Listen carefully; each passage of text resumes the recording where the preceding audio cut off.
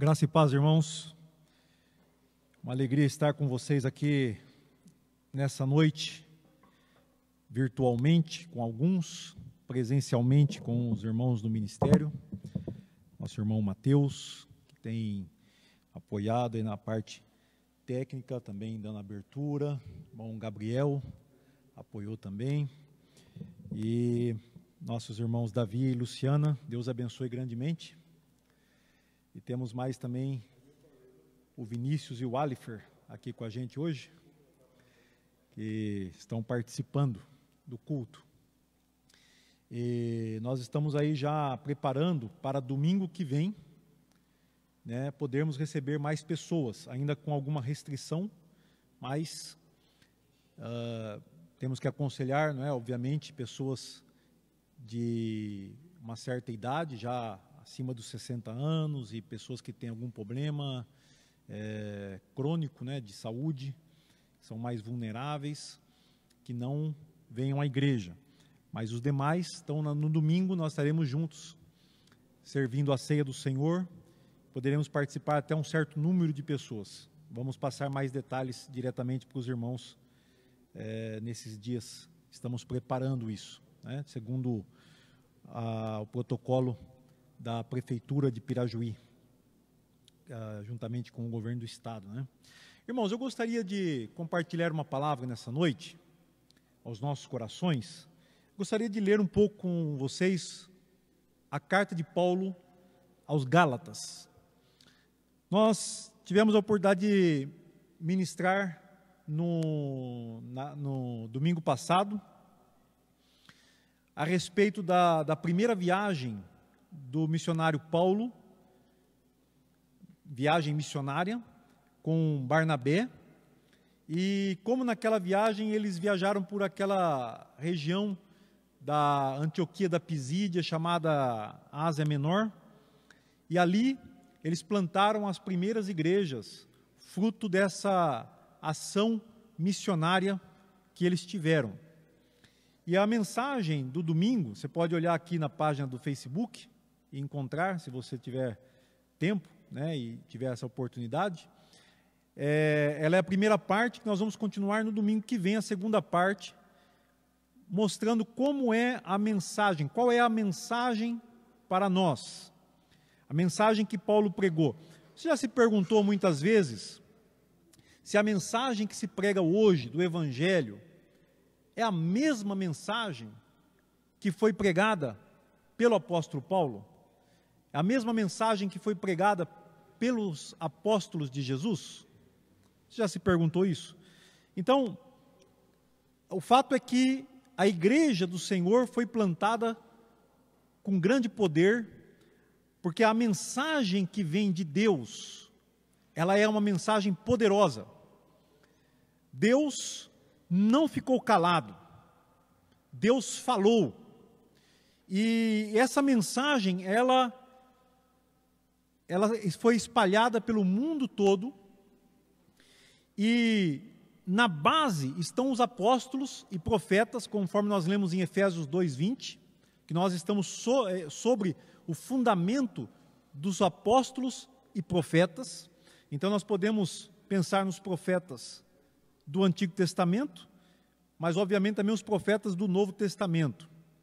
Eu me lembro até hoje, quando uma vez eu estava pregando o Evangelho, quando eu era bem jovem, e eu encontrei alguns pregadores de uma outra religião, é uma religião também cristã, porém uma religião que vem lá do estado de Utah, dos Estados Unidos, e sempre eles andam de dois em dois, com uma camisa branca, uma gravatinha preta e tal, e eu encontrei com esses moços porque eles estavam pregando para a mesma pessoa que eu estava pregando também. Então eu estava discipulando, eu tinha, acredito que 17 anos de idade na época, 2 anos de convertido, 2 a 3 anos de convertido. Eu estava já fazendo muitos discípulos para Jesus, e eu estava ali na casa daquele irmão que era um discípulo de Jesus, e que eu estava discipulando, ensinando a palavra, e esses jovens vinham também pregar para ele. E eu lembro até hoje, quando eles abriram em Efésios capítulo 2, versículo 20, eles me mostraram aquele texto, e eles disseram, aí ó, na nossa igreja tem apóstolos e profetas, Nós temos 12 apóstolos que estão lá na sede da igreja e nós temos um profeta. E é isso que a Bíblia está dizendo. E como naquela época, aqui no Brasil, não se falava em apóstolo, né? Isso foi no ano de 1988, por aí, né? Acho que não, 88 por aí, não se falava em apóstolo, né? Hoje se fala muito em apóstolo, mas de uma maneira um tanto quanto distorcida daquilo que é realmente o apóstolo.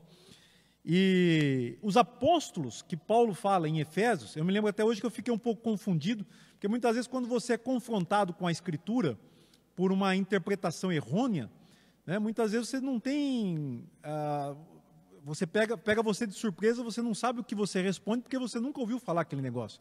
É uma coisa nova. Por isso que tem gente que tem medo de sair compartilhando e tal. Você não precisa ter medo, né? Porque aí quando você ouve uma coisa que você não entende, você vai procurar entender. E é assim que a gente cresce. Então, estudando a palavra, eu vim entender que Paulo está falando dos apóstolos, que são aqueles que Jesus escolheu, aqueles 12, né, e que foram comissionados para dar a base, o fundamento da igreja, mas sempre dizendo, o próprio Pedro dizendo que o fundamento da igreja é Jesus Cristo.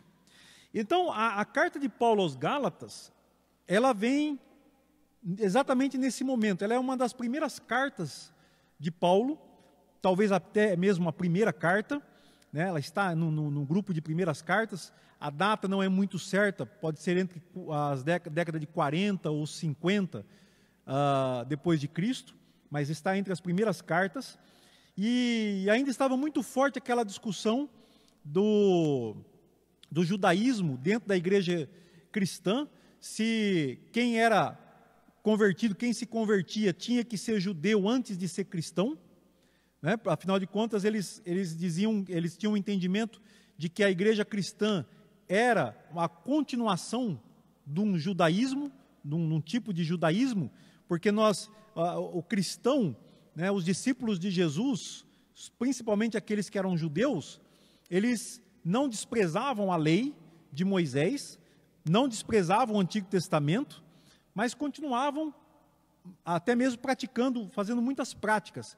Então havia muita confusão e não se sabia ao certo então o que era exigido de um não-judeu que se convertia na igreja. E Paulo então, ele planta a igreja na região da Galácia e mais tarde ele ouve as informações que vêm de lá, que aqueles irmãos que aceitaram o evangelho da fé em Jesus, agora estavam retornando ou indo para a lei de Moisés. E Paulo fica realmente muito perplexo, ele fica impressionado com aquele engano que estava sendo instalado na igreja, na doutrina. Então, por isso que Paulo ele dá tanta ênfase à doutrina cristã, porque ele sabe que a doutrina, a palavra, é tão importante, né? E eu espero que você também, como cristão, você dê essa importância à palavra. Então eu gostaria de ler alguns versículos dentro da carta aos Gálatas.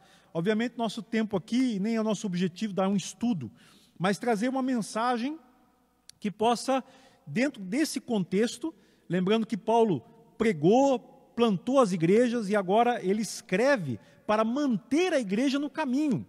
Por quê? Porque uma igreja, um cristão ou um grupo de cristãos pode se desviar da verdade se não tomar cuidado.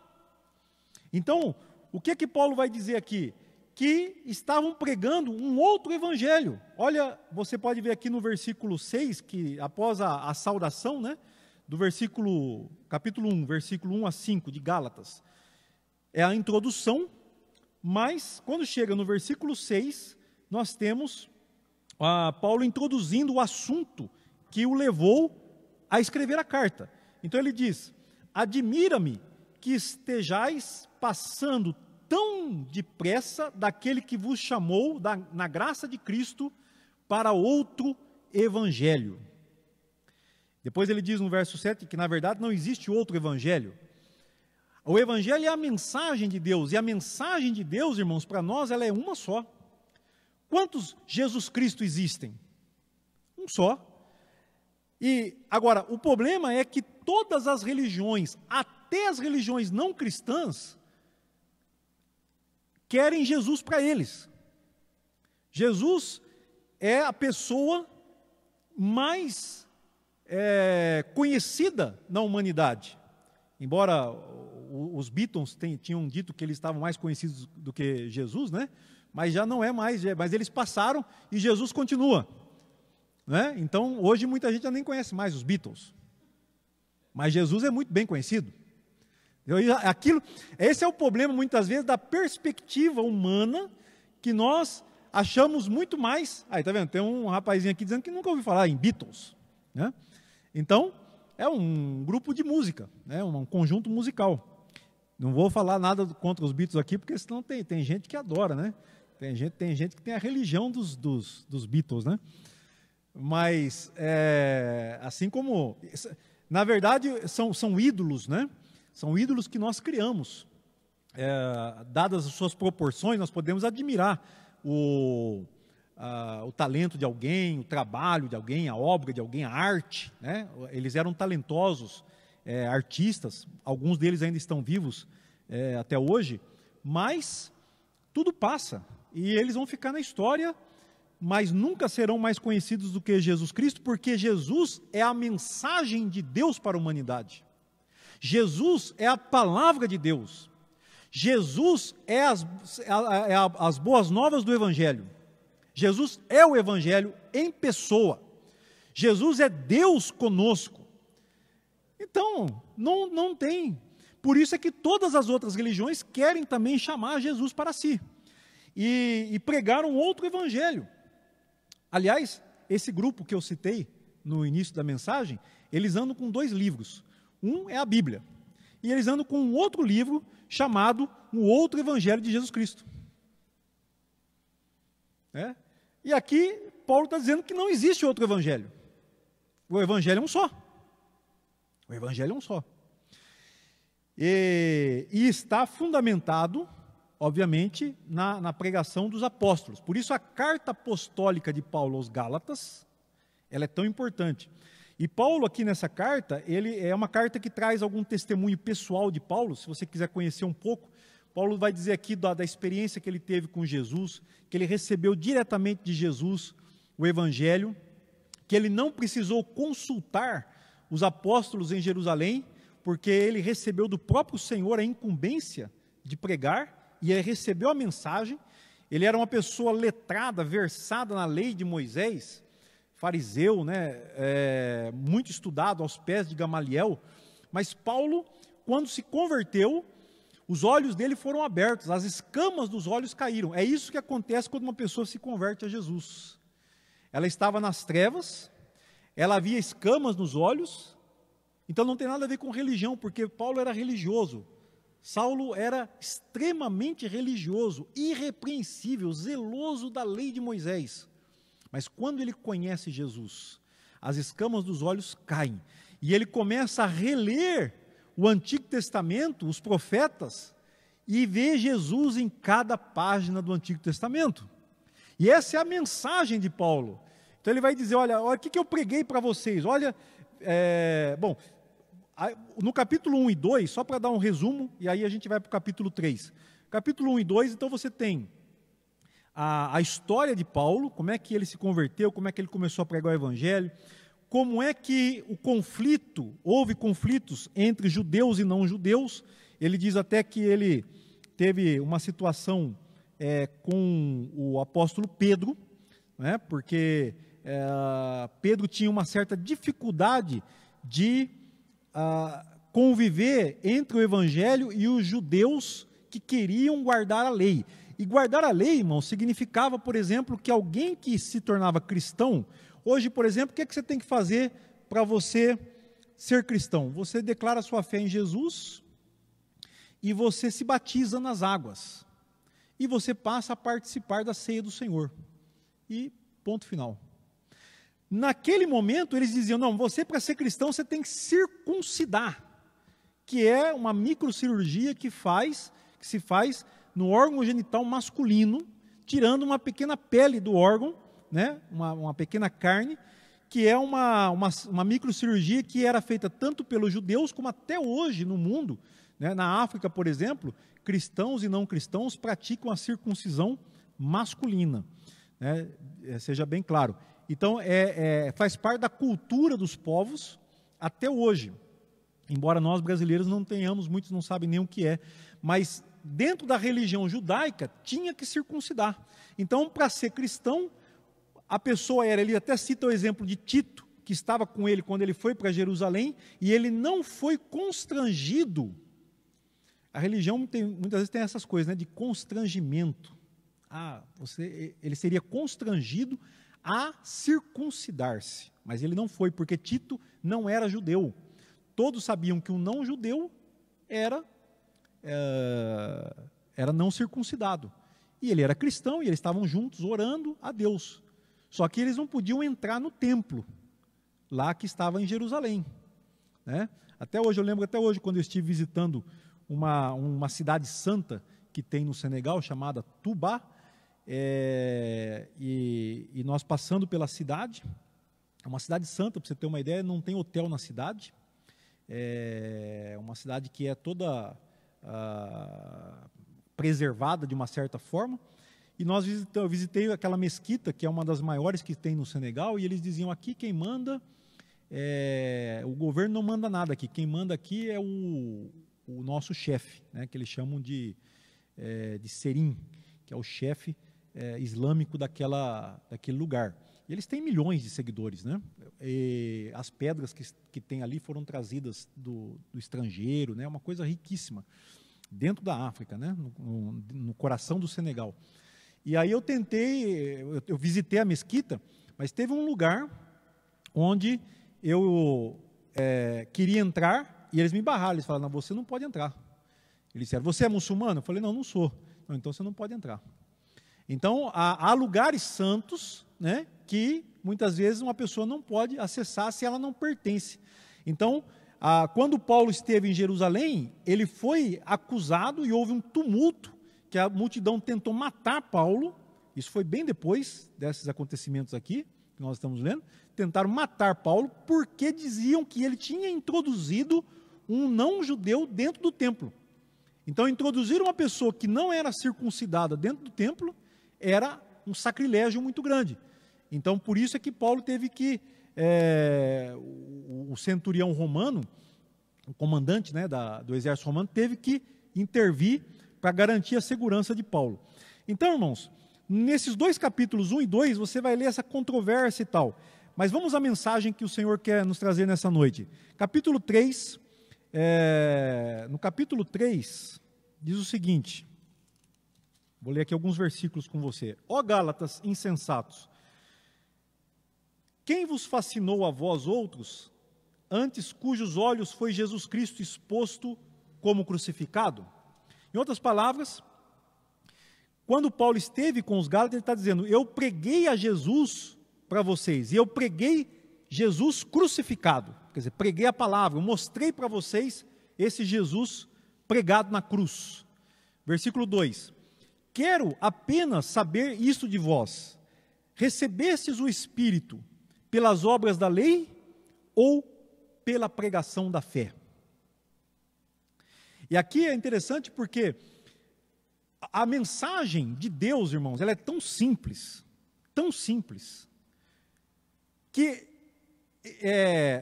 Paulo ele fica indignado, e eu também fico indignado, quando os pregadores, as pessoas querem complicar a mensagem, ou pregar uma mensagem que não é aquela que Deus nos deu. Então aqui ele está dizendo, eu quero saber apenas isso de vocês. Vocês receberam o Espírito pelas obras da lei ou pela pregação da fé? E se você vai continuar a ler os versículos seguintes, podemos até ler até o 5 para dar o contexto geral. Obrigado, irmão.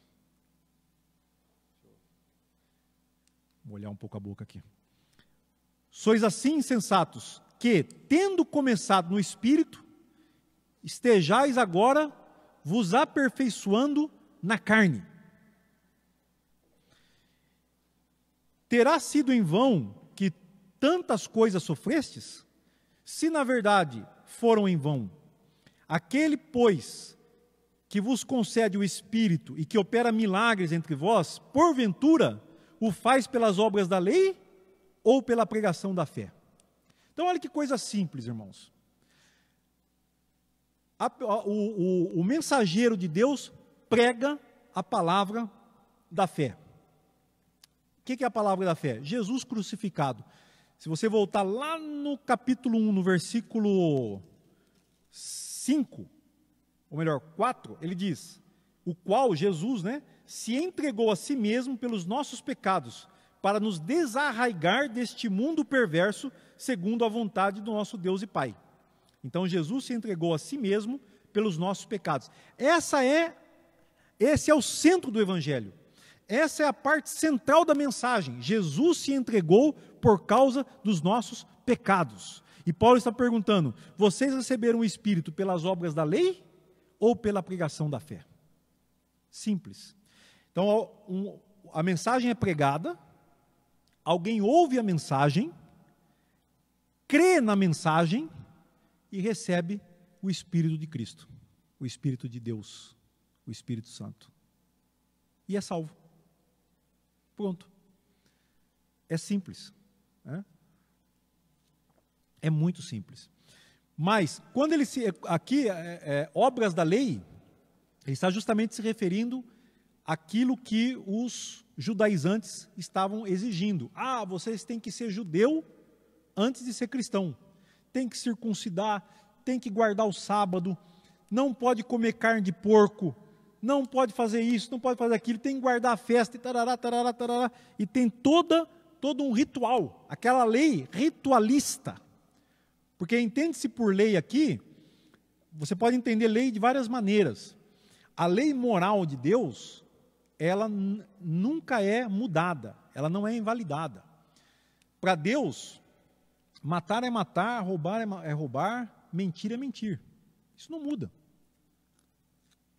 Mas, se você quisesse receber algo de Deus pelas obras da lei, você estava, como ele vai dizer na carta, 2 vezes ele fala que a lei, ela traz maldição. Por que a lei traz maldição? Porque se alguém não obedece toda a lei, é maldito. Porque está em desobediência. E maldito aquele que é pendurado no madeiro também, ele vai dizer. Então ele começa a mostrar que a fé, que o Evangelho, ele é baseado na fé. Porque Abraão conheceu a Deus antes da lei de Moisés.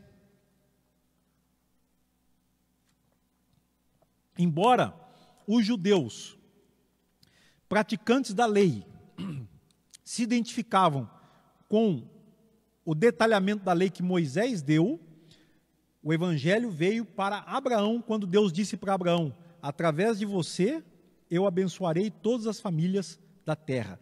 E Paulo explica aqui melhor, ele detalha melhor isso, dizendo: através do teu descendente, mostrando assim que o descendente de Abraão é Cristo, é o Messias, é Jesus. E através de Jesus, então, todos os povos da terra seriam abençoados.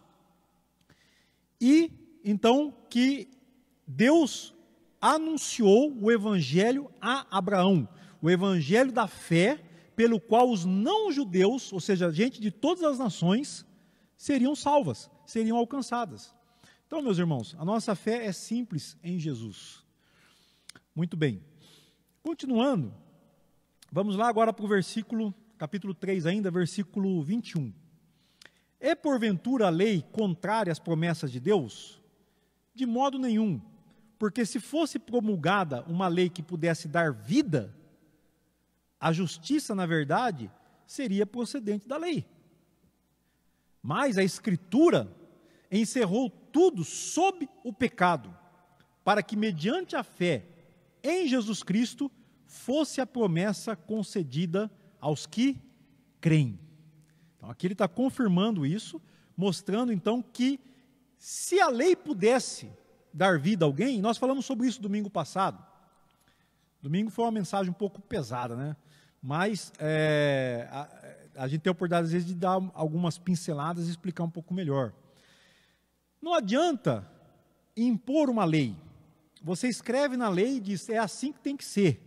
Mas a lei, ela só mostra que nós somos pecadores. Principalmente a lei de Deus. E o brasileiro sabe muito bem disso, né?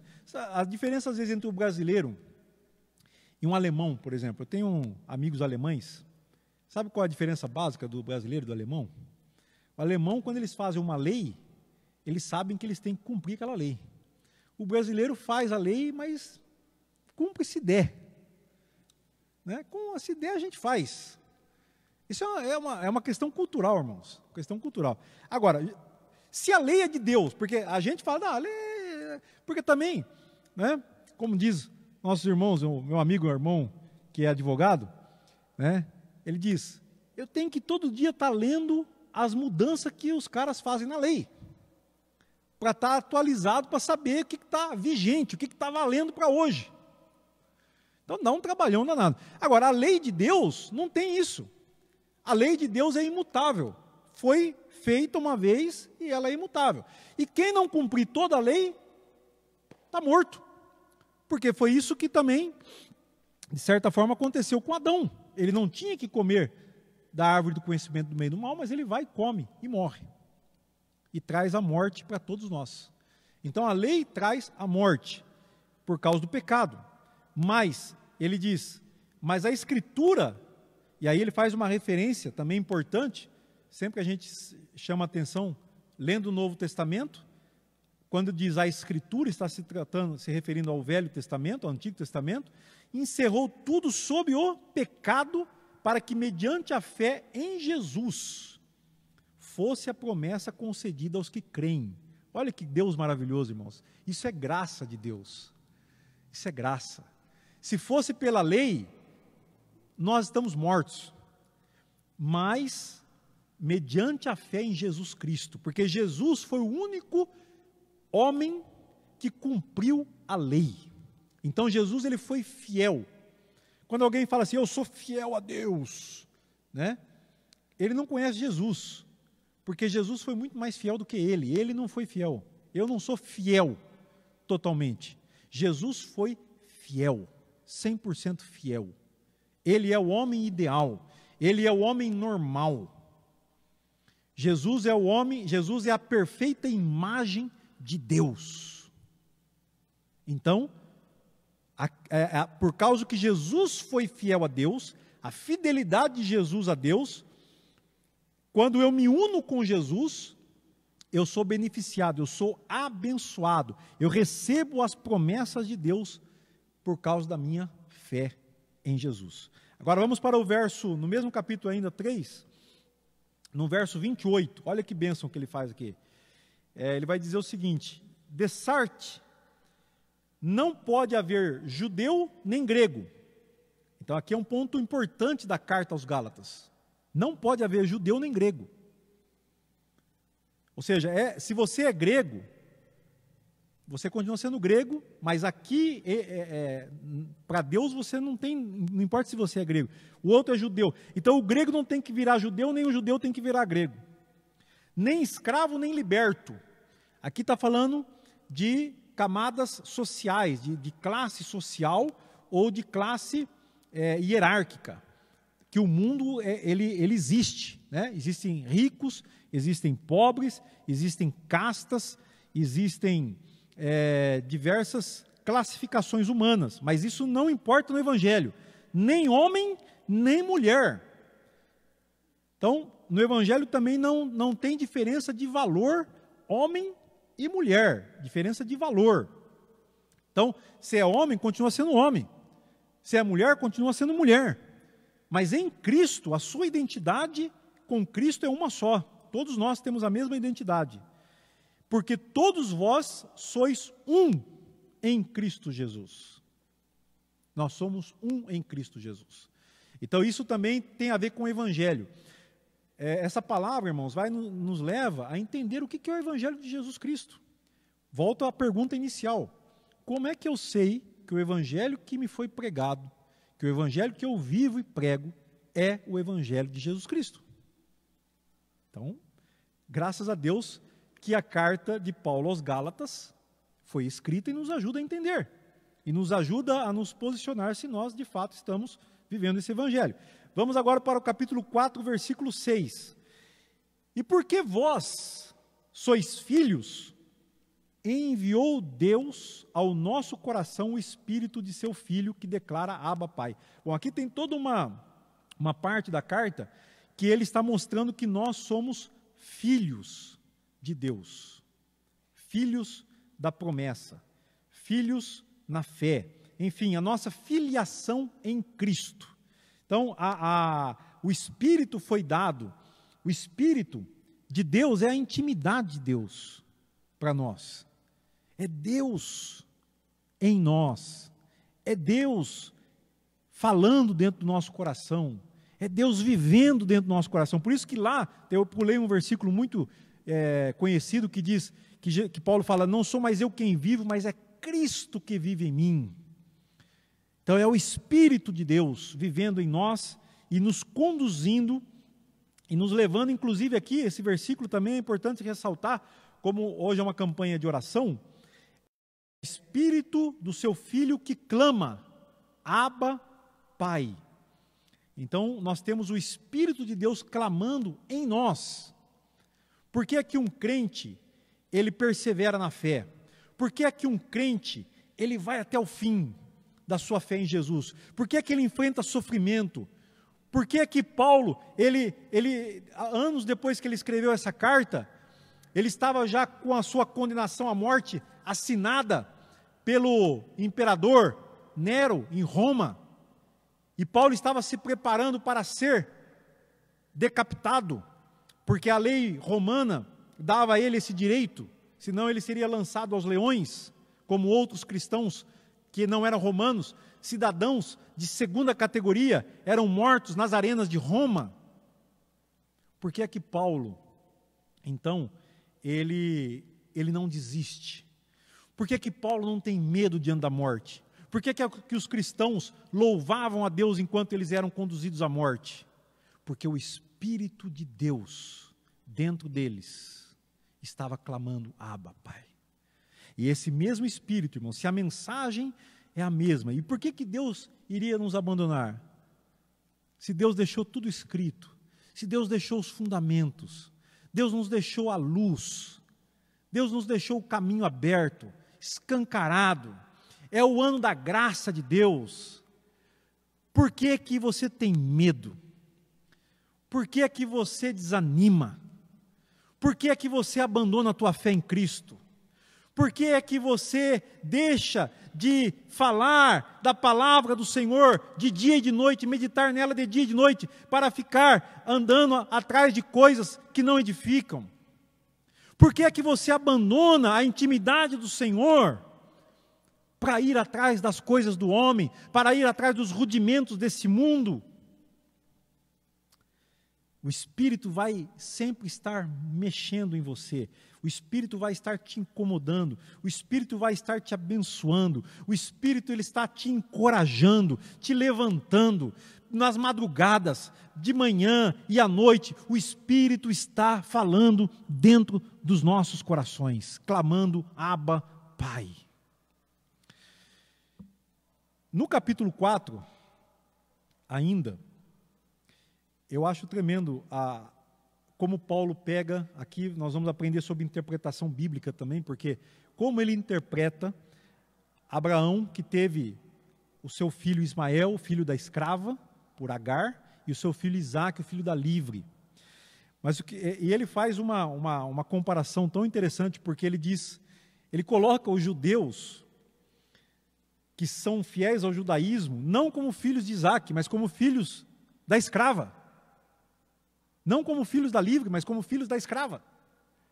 Ele diz, por quê? Eles estão na lei, eles são escravos dos seus pecados, escravos da lei, mas nós que recebemos o Espírito, nós que recebemos o Evangelho, nós que recebemos a liberdade do Filho de Deus, nós somos filhos da livre. Nós cristãos, independente se você é grego ou judeu, se você é homem ou mulher, se você é livre ou escravo.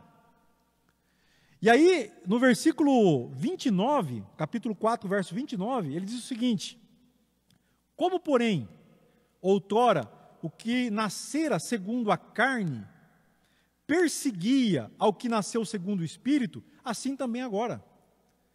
Falamos sobre isso no domingo, quem acompanhou bem. Os judeus perseguiam a Paulo, perseguiam os cristãos. Paulo foi expulso da cidade de Antioquia da Pisídia, nós dissemos. Paulo foi apedrejado em Listra. Apedrejado, dado como morto. E aí levaram ele para Derbe. E depois ele volta e passa em todas essas cidades novamente, fortalecendo e encorajando os irmãos. Eu só acho que ele não foi visitar as sinagogas, para não cutucar o leão com vara curta. Mas ele foi nas igrejas, ele foi na casa dos irmãos. Ele não fez nenhuma live também, né, lá, porque senão ele ia fazer uma live e o pessoal ia saber: o Paulo está aí, o Paulo voltou, o cara está vivo ainda, nós pensamos que nós tínhamos matado ele, nós vamos lá matar agora. Né? Mas Paulo foi o resto da vida, desde o dia que ele se converteu a Jesus, ele foi perseguido pelos judeus. E aí ele fala, então, assim como o filho da escrava perseguiu o filho da livre, assim também agora, eles estão perseguindo. E ele faz uma comparação também com a Jerusalém. Isso aqui também eu gosto, porque tem muita gente que quer peregrinar em Jerusalém, não tem nada contra, legal, peregrinar em Jerusalém, mas que Paulo está falando aqui no capítulo 4, que essa Jerusalém que existe lá, que o pessoal vai lá visitar, ele diz que é a Jerusalém, que representa a lei. Está no versículo 25. Ora, Agar é o Monte Sinai na Arábia e corresponde a Jerusalém atual, que está em escravidão com seus filhos. Eu gostaria de visitar Jerusalém para pregar o evangelho para aqueles que estão escravos. Porque lá também tem gente precisando ouvir o evangelho.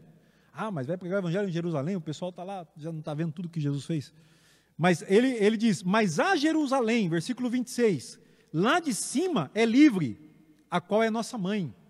Essa é a Jerusalém que João vê descer do céu nos capítulos 21 e 22 de Apocalipse.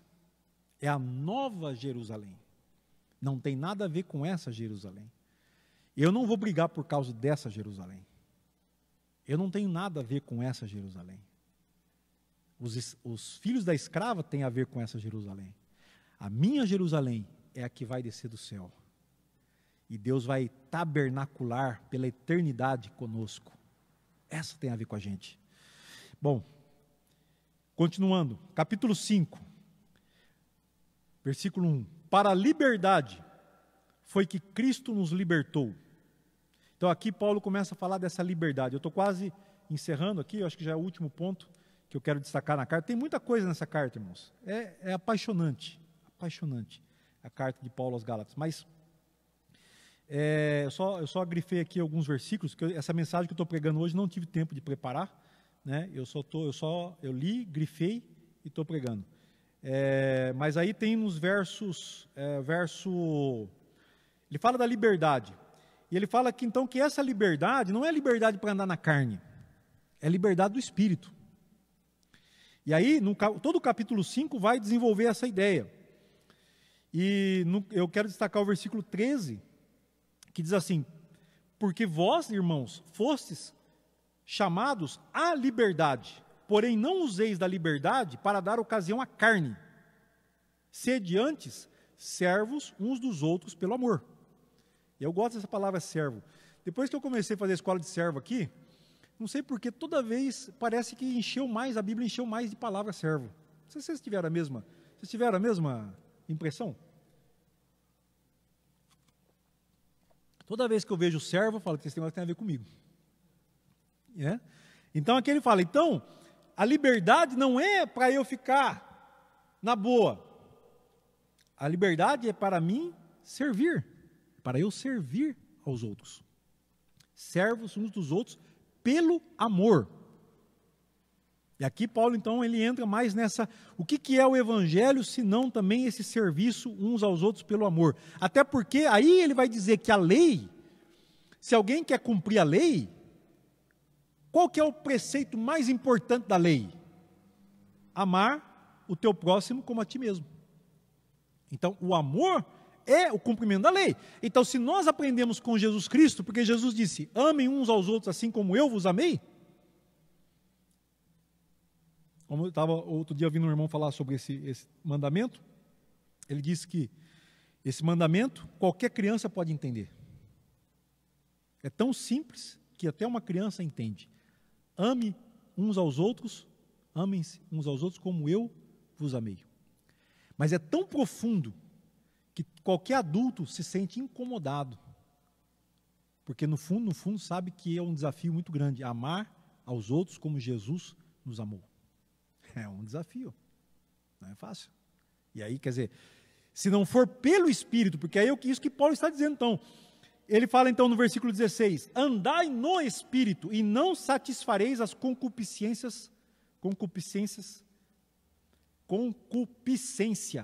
palavra difícil aqui, ou os desejos, né, da carne. A tradução que eu estou usando é João Ferreira de Almeida atualizada, é um pouco já antiga. Estou usando porque a letra é grande, irmãos. Poderia estar usando outra versão mais moderna, mas essa aqui, a letra é boa. E aí ele vai dar duas listas, irmãos, estou terminando já, que é a lista das obras da carne e o fruto do Espírito. E aqui é onde Paulo, então, ele vai mostrar o fruto do Espírito. Se eu e você, nós andarmos no Espírito, como será a nossa vida? Bom, então nós não vamos praticar as obras da carne e vamos praticar o fruto do Espírito. Vamos produzir, melhor dizendo, o fruto do Espírito. E ele termina no versículo 24 dizendo assim, e os que são de Cristo Jesus crucificaram a carne com suas paixões e concupiscências. A nossa identificação com Cristo, é aqui que está o Evangelho de Jesus. Eu me identifico com Jesus. Jesus é o meu padrão. Jesus é o meu modelo. Eu faço o que eu vi Jesus fazer. Eu quero ser como Jesus é. Eu sigo os passos de Jesus. E Ele me completa na minha fraqueza. Quando eu, como pecador humano, limitado, quando sinto ódio, quando sinto raiva, quando sinto desejos imorais, quando sinto fraquezas diante das situações, quando tenho vontade de brigar, quando tenho vontade de acreditar na mentira, a mentira me persegue, ou se eu tenho vontade de falar mentiras, vontade de relaxar nas bebedices e glutonarias, tudo isso eu coloco diante de Deus em oração, para que eu possa ter uma vida mais parecida com Jesus, porque Jesus foi perfeito. E eu no dia a dia eu vivo em Jesus Cristo. Então eu crucifico a carne, é o que Paulo está dizendo, com as suas paixões e concupiscência. A carne ainda está presente, mas ela tem que estar crucificada na cruz, juntamente com Jesus. É isso que me lembra todo o tempo, o Espírito Santo me diz, você está morto com Jesus, e você agora pode viver a nova vida em Cristo Jesus.